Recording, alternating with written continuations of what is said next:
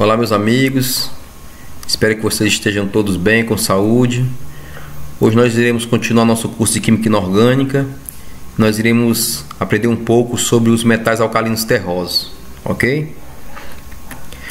Os metais alcalinos terrosos são esses elementos que estão aqui do lado: berílio, magnésio, cálcio, estrôncio, bário e rádio. E esses elementos são todos metálicos e eles têm um aspecto branco prateado. Eu coloquei aqui algumas figuras para a gente tentar ver esses elementos. Esse aqui seria uma fotografia do berílio metálico. Aqui nós temos o magnésio metálico, cálcio metálico, estrôncio metálico, bário metálico e o rádio, que é um elemento mais raro, também na sua forma sólida, ok? Então realmente todos são sólidos, prateados, ok? Com aspecto branco. Bem, esses metais eles são duros e são mais duros do que os metais alcalinos. Não sei se vocês lembram da aula passada, eu falei que os metais alcalinos eles eram macios a ponto de poderem ser cortados até com a faca. Os metais alcalinos terrosos são mais duros do que os metais alcalinos. Por quê? Pelo fato de eles terem dois elétrons, diferente dos alcalinos que só tem um elétron. Lembrando, os alcalinos terminam em S1, os alcalinos terrosos terminam em S2. Resultado, na ligação metálica, essa quantidade a mais de elétrons, apesar de ser uma quantidade tão grande a mais, faz com que as forças das ligações metálicas sejam mais fortes. E isso proporciona a esses elementos uma maior dureza quando comparado aos metais alcalinos, ok? Bem, eles possuem um raio atômico menor que os elementos do grupo 1. São, portanto, mais densos e têm uma maior energia de ionização. Isso é fato. Por quê? Se você lembrar do curso de Química Geral, a gente viu que o raio atômico ele diminui quando você caminha do lado esquerdo para o lado direito da tabela periódica. Como esses elementos estão mais à direita na tabela periódica do que os metais alcalinos, eles têm um raio menor. Por quê? Devido à carga nuclear efetiva. Você aumenta o número de prótons, consequentemente esse elétron que é atraído por esse núcleo vai se aproximar mais, diminuindo então o tamanho do átomo, raio atômico, ok?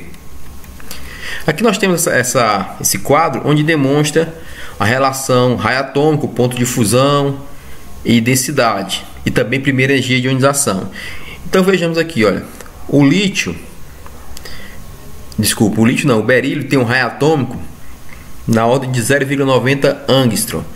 E esse raio atômico aumenta à medida que a gente desce aqui no grupo. O bário teria um raio atômico de 2,15 angstrom. Eu não tenho aqui o raio atômico do rádio porque esse elemento, por ser um elemento raro, tem poucas informações sobre ele. Mas veja, o raio atômico cresce por quê? Porque nós estamos aqui aumentando o número de camadas. O berílio vai ter 2 camadas, o magnésio 3, 4, esse aqui, assim por diante. Mas veja bem, o que acontece então à medida que eu aumento o raio? A densidade também ela aumenta.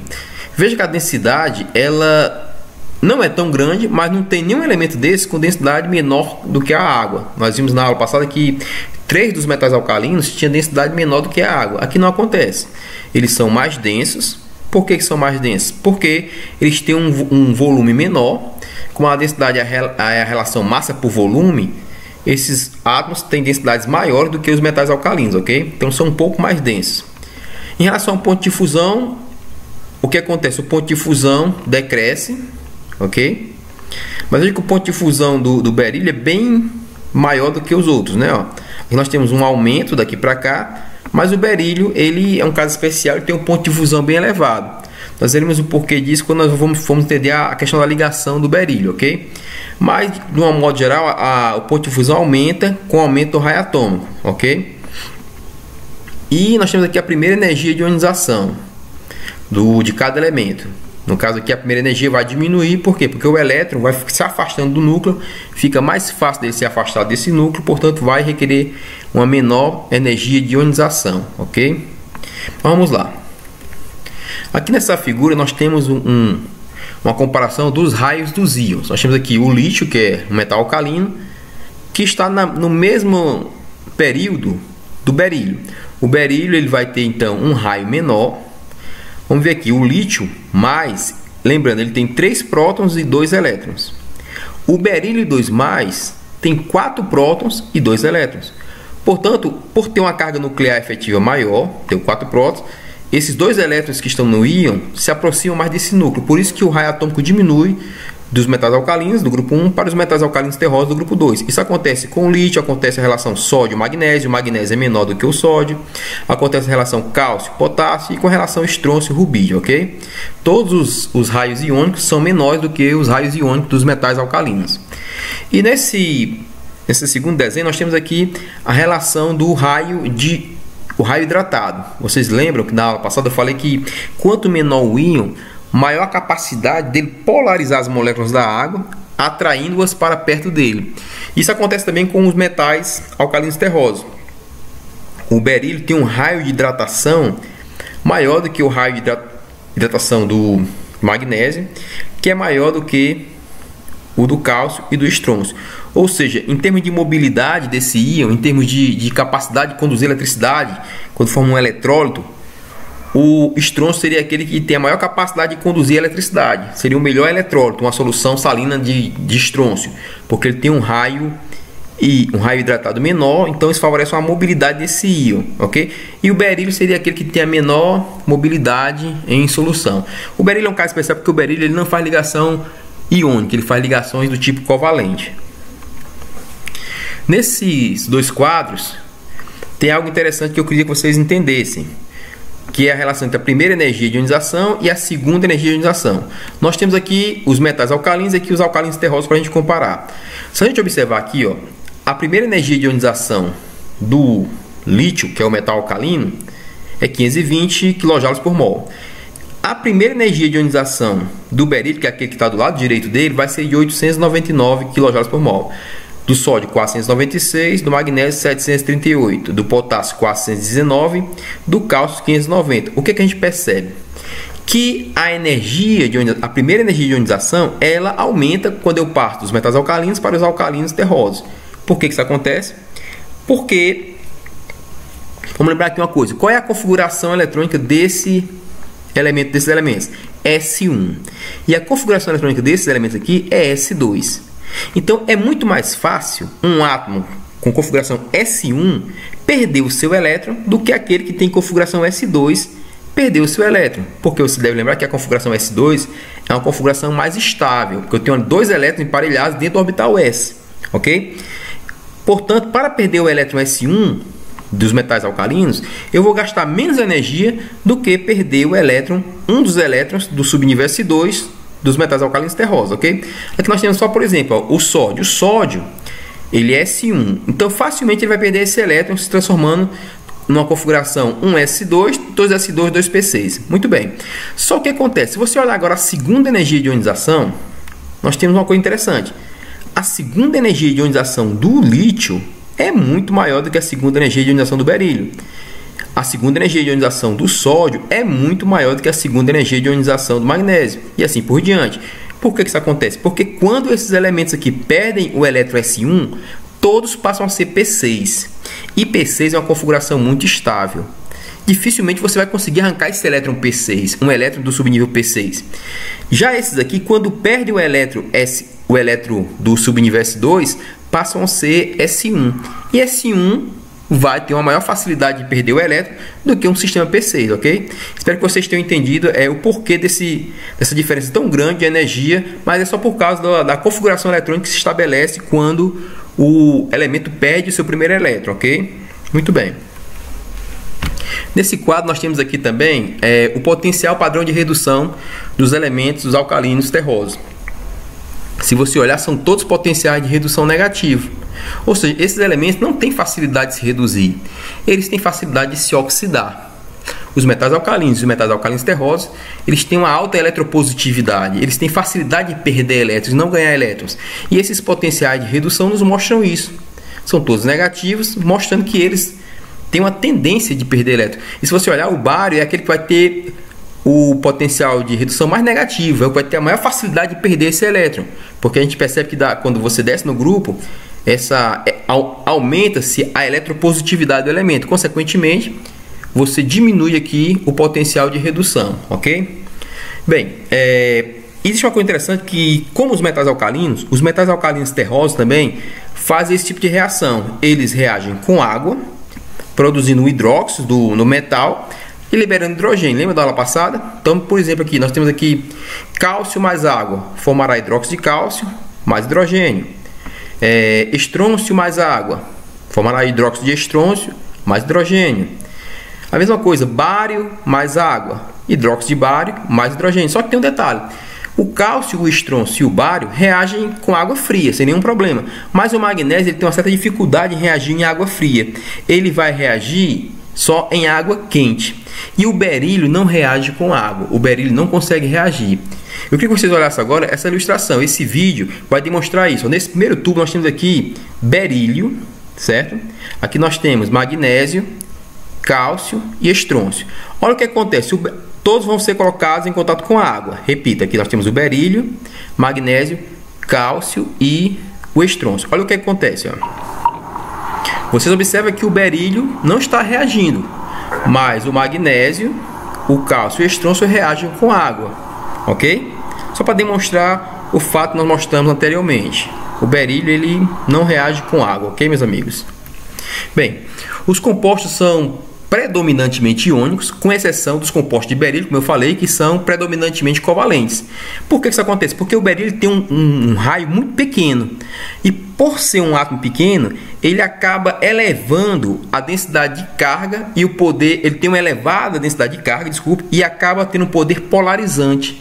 E isso faz com que as moléculas que se aproximem do berílio formem ligações do tipo covalente e não ligação iônica com o mesmo, ok? Então grava bem isso, berílio é uma exceção desse grupo, ele faz ligações do tipo covalente, enquanto que os demais faz ligação do tipo iônica. Isso acaba acarretando algumas propriedades físicas dos materiais desses compostos. O fato de ser ligação iônica e ser ligação covalente acaba acarretando as propriedades físicas desses compostos formados por esses elementos.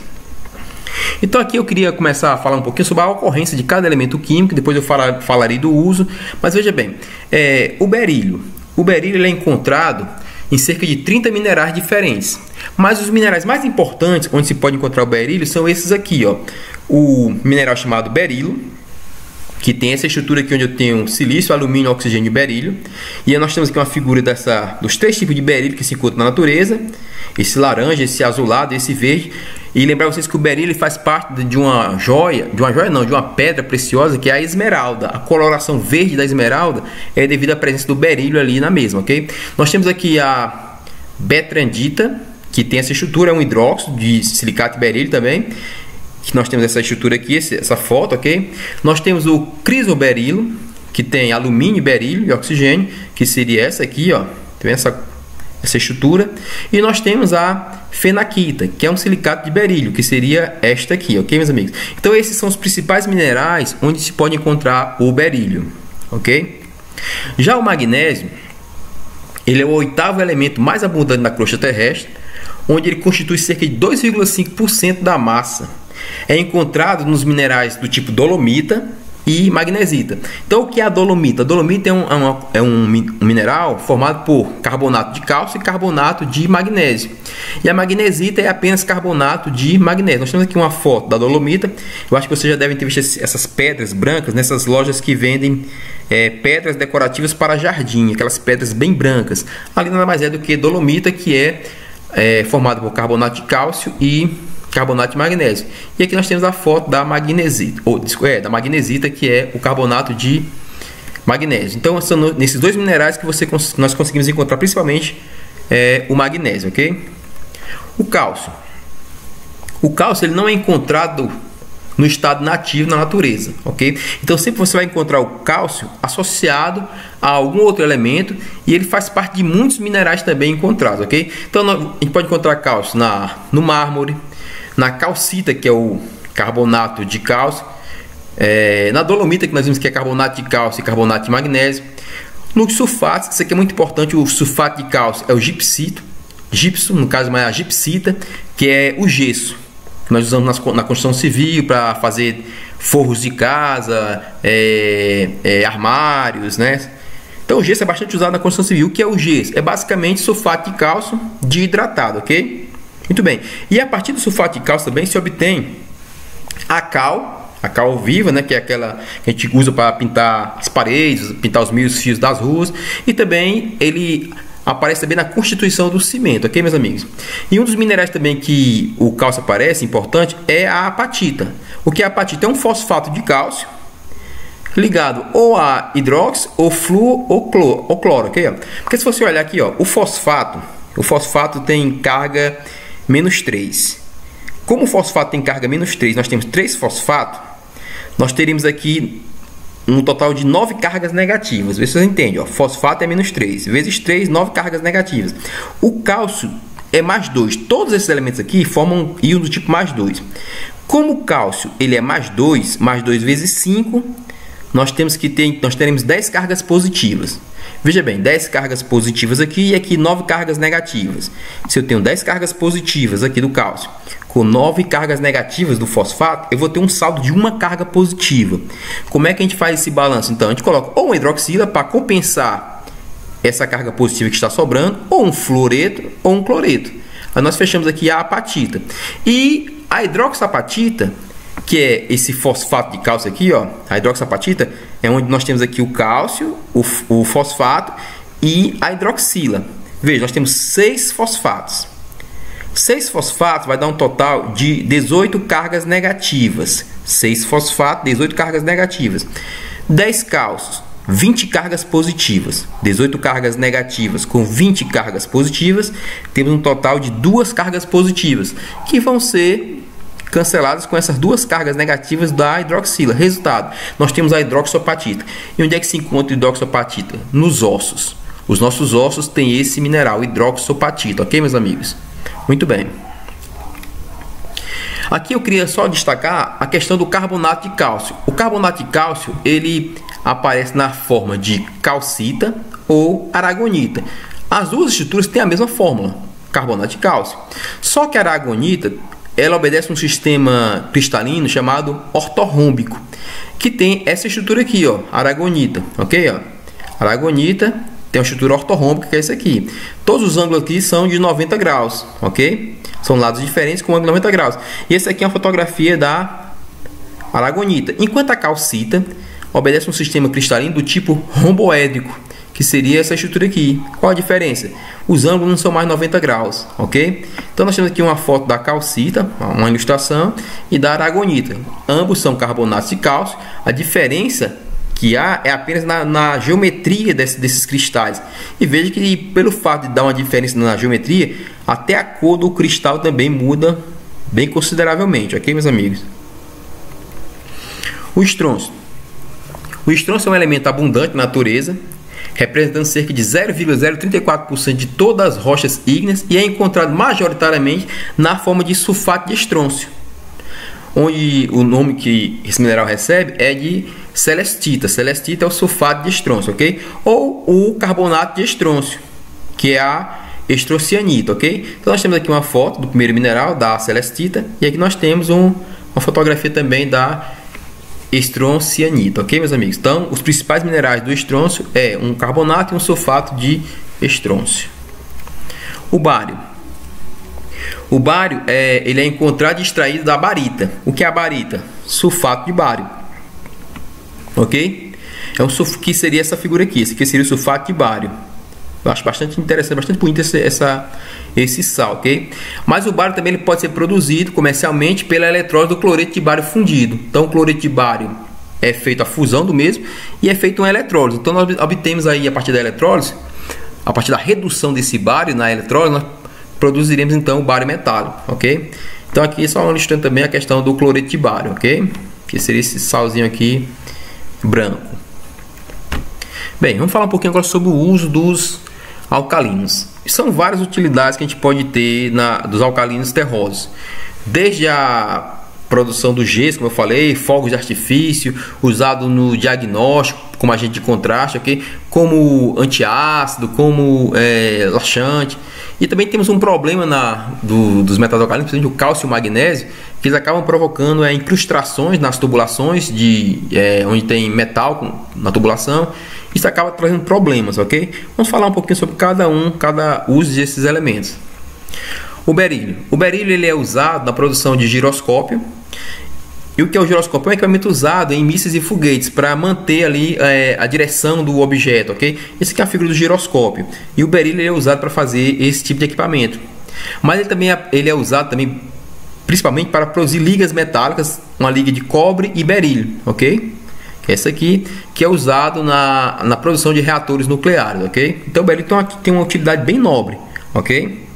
Já o magnésio, esse tem muitas utilidades. O pó de magnésio, por exemplo, o carbonato de magnésio, é usado por atletas, como ginastas. Você lembra nas Olimpíadas, aquelas pessoas que levantam aqueles pesos, que sobem naqueles equipamentos para fazer ginástica, eles passam um pó na mão, no caso aquele pó é carbonato de magnésio, para que eles possam ali segurar com firmeza aquele objeto, aqui para eliminar o suor. Mas o uso do magnésio vai muito além disso. Ele antigamente era usado como flash fotográfico. Ok? Se você pegar o magnésio e colocar numa chama, ele vai formar uma cor muito branca, muito forte, que ilumina o espaço.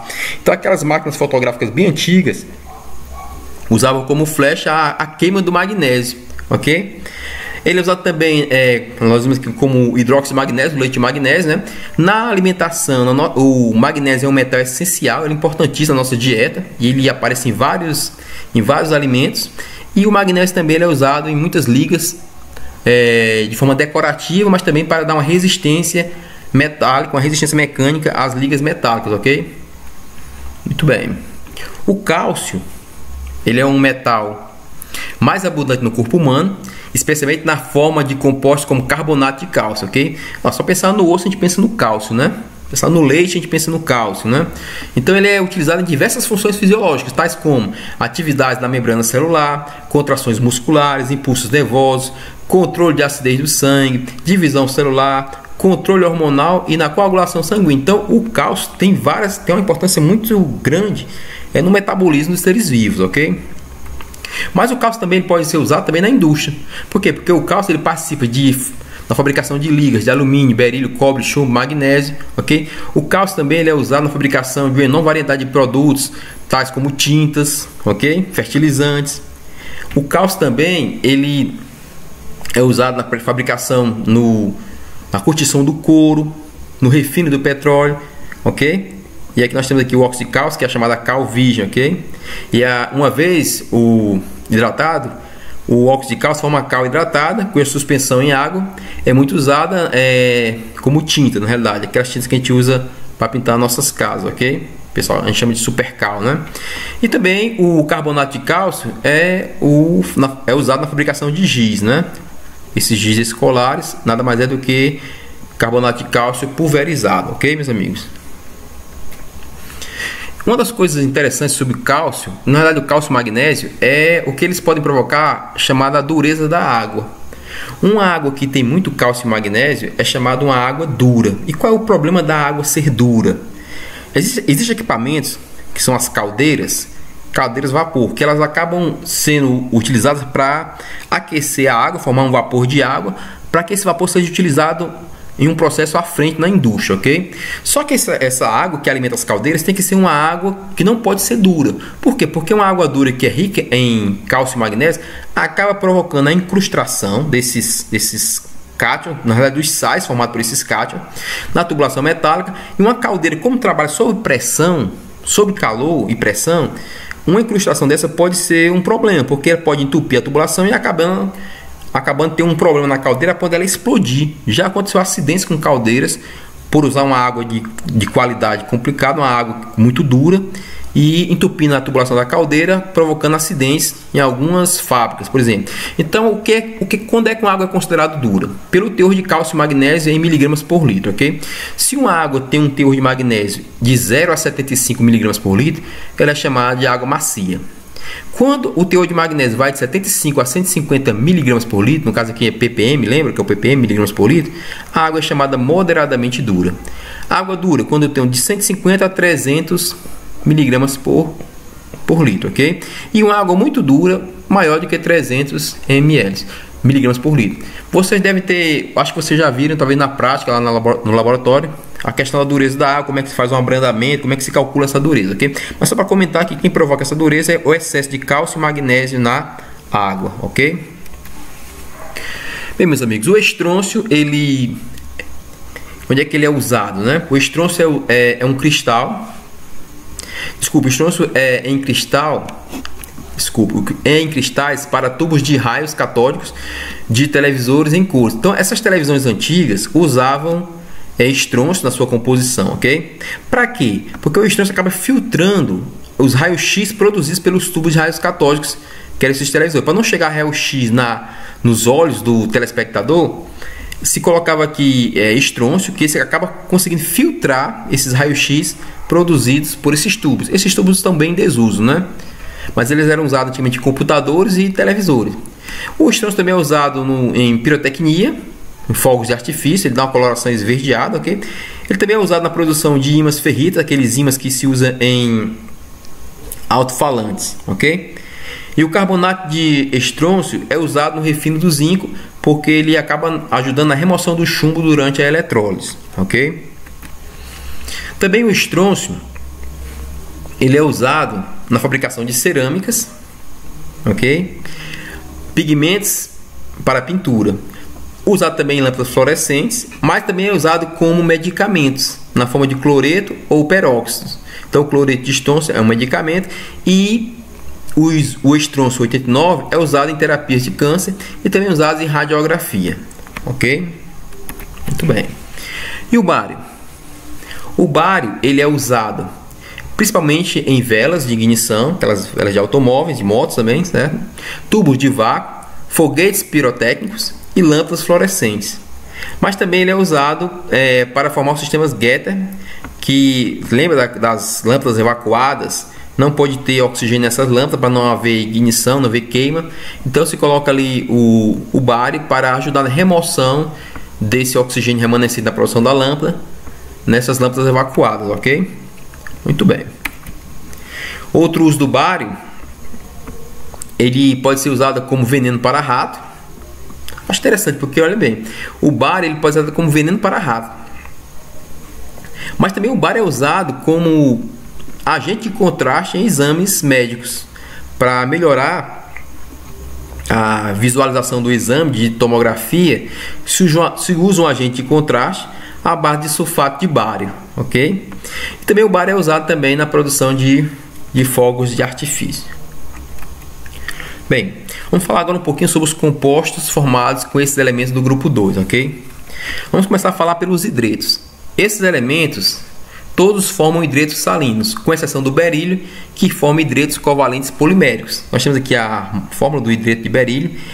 Veja que o berílio nessa fórmula ele não obedece à regra do octeto. Ele só tem 4 elétrons em sua volta aqui, o hidreto de berílio. É um composto deficiente de elétrons, portanto ele acaba atuando como um ácido de Lewis. O que seria um ácido de Lewis? Qualquer espécie capaz de receber um par de elétrons. Então o berílio atua como um ácido de Lewis porque ele é deficiente de elétrons, o hidreto de berílio. Mas o hidreto de berílio forma ligações covalentes, ok? E na realidade forma ligações covalentes e poliméricas. Então seria uma estrutura de um polímero de hidreto de berílio. Seriam várias estruturas dessas conectadas umas às outras, ok? Nós temos aqui o hidreto de magnésio. E veja bem, o hidreto de magnésio reage com água, formando hidróxido de magnésio e produzindo hidrogênio. E que nós temos o hidreto de cálcio. O hidreto de cálcio também reage com água, formando hidróxido de cálcio e liberando hidrogênio. Nós temos aqui uma estrutura, um desenho do hidreto de magnésio. Temos o magnésio aqui ao centro, ligado a 6 átomos de hidrogênio, formando aqui uma estrutura hexagonal, no caso, né? Nós temos aqui uma estrutura do hidreto de cálcio. Agora veja bem, o hidreto de cálcio mais água forma hidróxido de cálcio mais hidrogênio. Eu queria mostrar para vocês agora um vídeo que mostra isso. Grava bem, ó, hidreto de cálcio mais água, hidróxido de cálcio mais hidrogênio. Vamos ver então aqui esse vídeo para vocês observarem essa reação.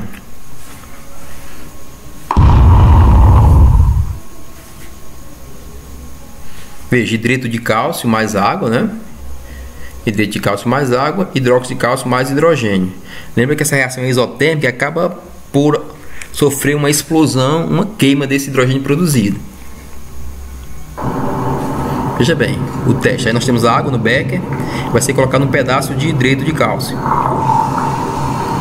Então se produz hidrogênio e, consequentemente, uma queima desse hidrogênio.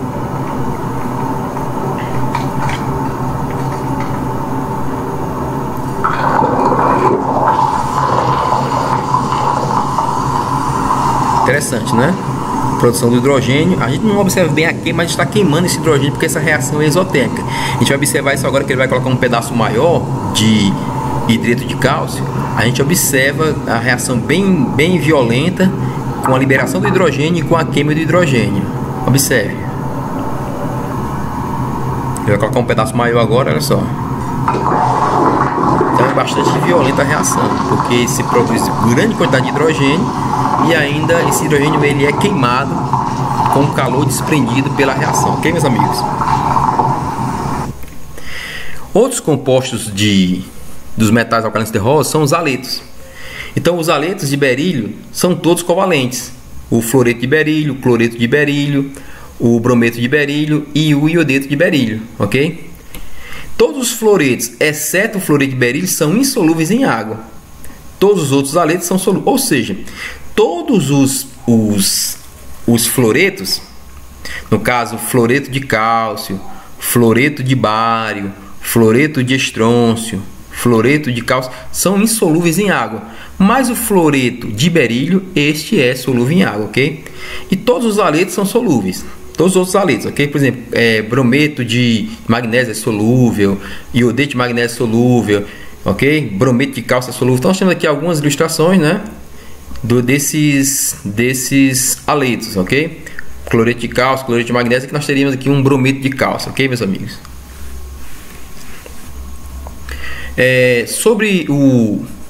Continuando falando dos haletos, o fluoreto mais importante é o fluoreto de cálcio. Por quê? Seus minerais é chamado de espatofluor. E esse mineral é a única fonte em larga escala para produzir flúor. Na verdade, produz o flúor a partir desse mineral. Está aqui uma fotografia do espatofluor, no caso. O que seria esse espatofluor? Seria o fluoreto de cálcio. E uma reação interessante, fluoreto de cálcio mais ácido sulfúrico, forma sulfato de cálcio e produz ácido fluorídrico. Esse ácido é muito forte, ok? Muito corrosivo e bastante utilizado também, ok, meus amigos? Outro haleto interessante é o cloreto de berílio. Só que o cloreto de berílio ele forma ligações poliméricas. Nós vimos aqui, ó, berílio, cloro, forma cadeias longas, ok? E o átomo de berílio vai ter uma hibridação do tipo sp3. Lembra, sp3 é aquele estrutura tetraédrica, ok? Então, se você olhar aqui, você consegue observar um tetraédro aqui, o berílio com as 4 ligações formando uma espécie de tetraédro, ok? E nós temos aqui sobre o cloreto de berílio. Nós temos aqui o cloreto de berílio, semelhante ao hidreto de berílio. Esse berílio também ele é deficiente de elétrons, só tem 4 elétrons aqui em sua volta. Então ele atua como um ácido de Lewis. Como assim? Ele é capaz de receber pares de elétrons para formar uma ligação chamada ligação coordenada dativa, ok? Então nós temos aqui o cloreto de berílio. Nós temos aqui 2 moléculas orgânicas que é o éter. É o éter dietílico. O que é isso? Eu tenho aqui um oxigênio. Aqui eu tenho um CH2, CH3. CH2, CH3. Lembra? Oxigênio, CH2, CH3, CH2, CH3 é chamado éter dietílico. Aqui eu tenho a mesma coisa. CH3, CH2, oxigênio, CH2, CH3. Esses oxigênios aqui, eles têm pares de elétrons disponíveis. Pares de elétrons não ligados. Esses pares de elétrons acabam sendo atraídos por esse berílio. No caso, as 2 moléculas do éter vão atuar como uma base de Lewis, porque são doadoras de pares de elétrons, enquanto que o átomo de berílio vai atuar como um ácido de Lewis, porque receberá esses pares de elétrons, formando 2 ligações. Aqui nós temos o resultado da ligação. Nós temos aqui o berílio com os seus 2 cloros, e aqui o oxigênio do éter ligado a ele, e o outro oxigênio do outro éter também ligado a ele, ok? Formando esse composto aqui, que é o éter dietílico ligado ao berílio, ok, meus amigos? Sobre os óxidos, todos esses elementos formam óxidos normais com oxigênio em contato com o ar. Então, reagindo berílio com oxigênio forma óxido, reagindo magnésio com oxigênio forma um óxido, reagindo cálcio com oxigênio forma óxido, mas se reagir bário com oxigênio forma um peróxido, ok? Por quê? Qual é a diferença? O NOx do oxigênio aqui, com óxido de berílio, óxido de magnésio e óxido de cálcio, lembrando, o NOx do oxigênio é menos 2, mas aqui o NOx do oxigênio é menos 1, porque todos eles aqui são mais 2, mais 2, mais 2, mais 2 e mais 2. Como o bário é mais 2, eu tenho 2 oxigênios, eu vou ter aqui um NOx menos 1, ok, meus amigos? Por isso que eu tenho um peróxido. Magnésio, cálcio, estrôncio e bário formam peróxidos em condições especiais. O magnésio tanto forma óxido como forma peróxido. Só que ao reagir com ar, o magnésio reage muito facilmente com ar, forma um óxido. Em condições especiais, formaria um peróxido. Também o cálcio, o peróxido de cálcio e o peróxido de estrôncio, ok, meus amigos? Carbetos. Carbetos é outra espécie de composto formado por esses elementos. Então, o que são os carbetos? Certo? Os carbetos são nada mais do que carbono ligado ao metal alcalino terroso, ok? Você tem aqui carbeto de berílio, nós temos aqui o carbeto de cálcio. Agora, interessante, todos esses carbetos dos metais alcalinos reagem com água para produzir hidróxidos e carbetos gasosos. Desculpe, carbonetos gasosos. Interessante, ó, o carbeto de berílio reage com água, formando hidróxido de berílio e liberando metano. Metano é um gás natural, ok? Combustível. O carbeto de cálcio, ao reagir com água, forma hidróxido de cálcio e acetileno. O nome seria a molécula do etino, mas a gente chama de acetileno isso aqui, ok? Onde é que se usa acetileno, meus amigos? Nós temos duas aplicações para o acetileno. Primeiro, que o acetileno é usado como gás de maçarico. Tem aqueles maçaricos de solda de automóveis, ali é usado acetileno. O acetileno também é usado no equipamento chamado de absorção atômica, que é um equipamento que se usa para fazer leitura de metais. Usa-se acetileno como combustível, ok? Mas o acetileno também é usado de forma natural. Como assim? As frutas, quando estão amadurecendo, elas liberam acetileno. Então, o que as pessoas fazem? Se você tem ali um saco de frutas e se você quer que amadureça mais rápido, um saco de banana, quer que amadureça mais rápido, se coloca ali dentro carbeto de cálcio. É vendido como carbureto. Por quê? O carbeto de cálcio, o carbureto que se compra no mercado, em contato com água, produz acetileno. Quando o fruto está amadurecendo naturalmente, ele libera acetileno. As frutas que estão perto daquela fruta que está amadurecendo percebem pelo acetileno que está acontecendo um processo de amadurecimento.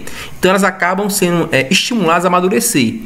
Para estimular um falso amadurecimento, o que acontece? Se coloca ali carbureto, se produz acetileno e as frutas entendem que está acontecendo um processo de amadurecimento e acabam amadurecendo mais rápido. Isso é usado muito na produção de amadurecimento de frutos, ok? Mas, voltando aqui, o acetileno é um gás de maçarico, porque ele é um gás bastante inflamável, ok? Tem agora um vídeo que vai mostrar a produção do acetileno a partir do carbureto. Quero que vocês observem bem esse vídeo, ó.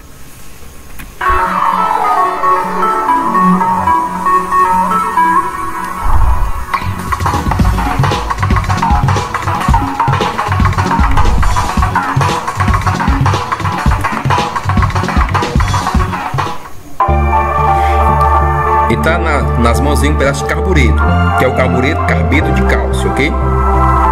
Triturou aqui o carbureto, vai colocar em uma garrafinha PET, carbureto de cálcio, nada mais é do que o cálcio ligado a 2 hidrogênios, ok? E vai colocar, cálcio ligado a carbono, carbureto de cálcio, e vai colocar em contato com a água. E veja o que vai acontecer aí, ó.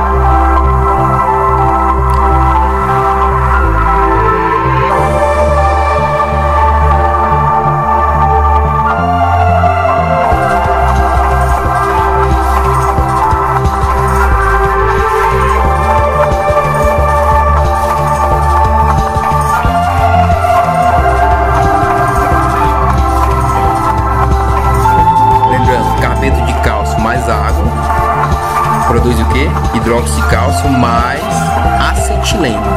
E o acetileno é um combustível. Então ele vai acabar capturando esse acetileno, vai formar uma espécie de mini maçarico aí. Veja que interessante.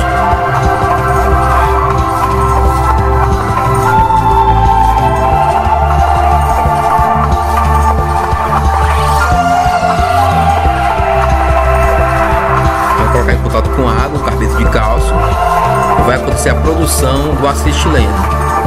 O acetileno é um gás bastante inflamável.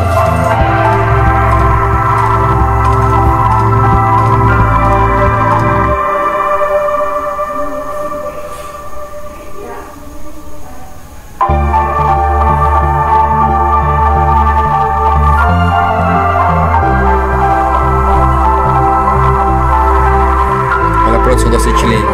Eu falei que é usado em maçaricos. Você vai ver agora a produção do acetileno e a sua queima.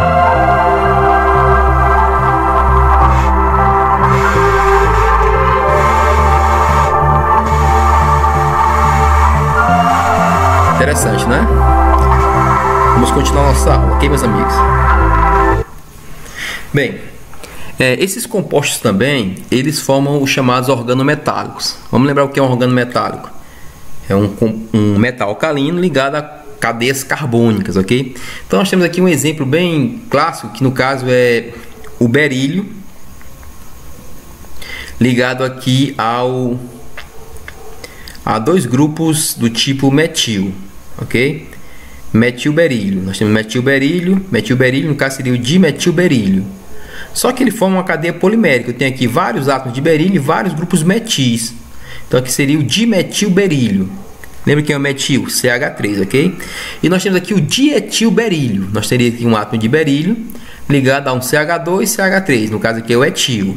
Então eu tenho aqui o berílio ligado a um etil, o berílio ligado a um etil. Nós temos o dietilberílio. Também forma uma cadeia polimérica de várias ligações de dietilberílio. Então tanto o metil como o etil faz ligações do tipo organometálicas com o berílio, ok? Agora tem uma classe de compostos organometálicos muito interessante, são chamados os reagentes de Grignard. Olha, esses compostos vocês vão ouvir falar muito neles na química orgânica, mas eu queria dar um destaque para eles e apresentá-los para vocês. O que é um reagente de Grignard? Um reagente de Grignard nada mais é que é um composto organometálico, ok? E o metal presente na estrutura é o magnésio, ok? Que por sua vez está ligado a um radical orgânico e a um halogênio. Então veja bem, como é que seria isso? Ó? Isso aqui seria, esse R seria o radical orgânico. Poderia ser um metil, poderia ser um etil, um propil, poderia ser um composto aromático, ok? Esse radical orgânico está ligado ao magnésio, que está ligado a um halogênio, que a gente coloca um X para representar o halogênio. Então, por exemplo, aqui eu tenho metil, magnésio, cloro. Esse é um composto de Grignard, ok? Eu tenho etil, magnésio, bromo. Esse é um composto de Grignard. Eu tenho aqui o composto aromático, né? O aril, no caso benzeno, né? Magnésio, cloro. Esse é um composto de Grignard, ok, meus amigos? Então, o que é um composto de Grignard? Eu tenho aqui magnésio ligado a um halogênio ligado a uma cadeia carbônica. Só destacando que o magnésio faz parte do grupo que nós estamos estudando hoje, que é o grupo 2, ok? Então, o composto de Grignard é muito importante na química orgânica. Por quê? Porque o composto de Grignard, ele é usado em muitas sínteses orgânicas para transformar, por exemplo, aldeídos em álcool, transformar cetonas em álcool. Esse composto de Grignard ele é muito utilizado. Vamos ver daqui a pouco uma reação com isso. Mas como é que é produzido esse composto de Grignard? Nós temos aqui, por exemplo, o ciclohexil, o brometo de ciclohexil, ok? Brometo de ciclohexil, ele vai reagir com magnésio na presença do dimetil éter e vai formar aqui o brometo de ciclohexil magnésio, que no caso é um composto de Grignard. Lembra? Nós temos um halogênio, temos um magnésio e ligado ao magnésio nós temos aqui o radical orgânico, ok? Então nós temos aqui o brometo de vinil, essa parte aqui chama-se vinil, brometo de vinil, ok? Ao reagir com magnésio na presença do THF, ok? Nós vamos ter aqui o brometo de vinil magnésio, ok? Esses reagentes aqui são usados basicamente como catalisadores da reação. Então, aqui nós temos também um composto de Grignard. Nós temos o brometo, temos o magnésio ligado a uma cadeia carbônica, no caso chamada de vinil, ok? Vinil, magnésio, brometo de vinil, magnésio, ok? Então, é assim que é feito esses reagentes. Agora, como eu falei, tem uma aplicação interessante na química orgânica. Por quê? Porque eles acabam ajudando nas chamadas reações de Grignard, que é uma reação química organometálica, na qual haletos de alquila, vinila ou arila magnésio, que é o reagente de Grignard que a gente viu, adicionado a um grupo carbonila de um aldeído ou uma acetona. E essa reação ela acaba produzindo o álcool nessas sínteses, ok? Ou então incorporando carbono também na estrutura dessas cadeias carbônicas. Nós temos aqui um exemplo, ver se vai ficar claro para você. Nós temos aqui um brometo de magnésio ligado aqui a uma cadeia carbônica. O que acontece? Essa parte da molécula ela é polarizada de forma positiva. Nós temos aqui um dipolo. Nós temos um dipolo positivo aqui na região do magnésio. Lembra que o magnésio é um metal alcalino terroso, tem uma alta eletropositividade. Portanto, nós temos aqui uma polaridade positiva em torno do magnésio.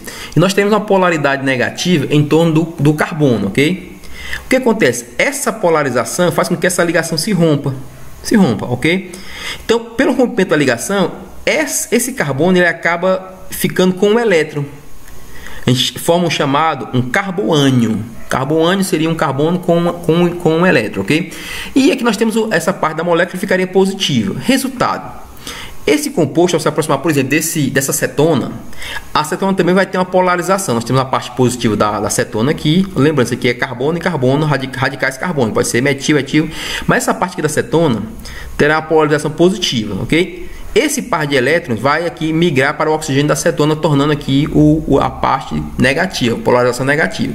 Resultado. Essa parte positiva do reagente de Grignard acaba se ligando a esse oxigênio aqui que está polarizado negativamente, que nós vamos ver aqui, ok? Enquanto isso, a parte negativa do composto de Grignard, o carboânio, vai se ligar à parte positiva que nós temos aqui. Só que essa ligação dupla, ela se desaparece e forma uma ligação simples.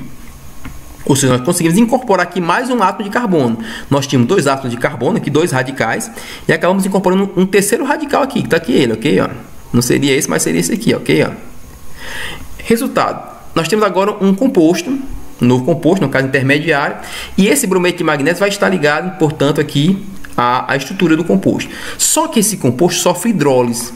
Ao colocar esse composto em contato com a água em meio ácido, a água em meio ácido eu vou ter o íon H+, e o íon OH-. O que vai acontecer aqui? Esse H+ vai acabar sendo ligado a esse oxigênio. Esse par de elétrons puxa esse H+, ok? Formando aqui a hidroxila e liberando esse composto aqui. Agora lembra, esse composto aqui ele fica positivo, ele fica BrMg+. Só que a água tem H+, OH-. Esse BrMg+, vai se ligar ao OH-, formando um hidróxido de magnésio e bromo, ok? Muito bem, esse H+ se liga aqui, formando então o OH, a hidroxila. E esse aqui, como eu falei, é liberado. Então o que acontece? Nós temos agora a formação de um álcool. Então os compostos de Grignard são muito utilizados nesse tipo de síntese. Eu tenho aqui uma acetona e posso converter essa acetona em um álcool. Além de converter a acetona em um álcool, nós temos aí na incorporação de mais uma quantidade aqui de carbonos, porque foi incorporado mais um radical, ok? Mas isso vocês irão ver com mais detalhes no curso de Química Orgânica. Eu só quis falar para mostrar a importância do magnésio como um organometálico, ok, meus amigos? Espero que vocês tenham gostado dessa aula e que vocês assistam. Eu estou percebendo que tem algumas pessoas que não estão assistindo a aula, porque eu estou conseguindo ver a questão da visualização. Divulguem a aula e peçam as pessoas para assistir a aula. Por quê? Porque em algum momento eu vou fazer uma pequena avaliação com vocês, vou passar uma lista de exercícios. Nós manteremos contato. Mais um abraço a todos. Espero que fiquem com Deus e com saúde, ok, meus amigos?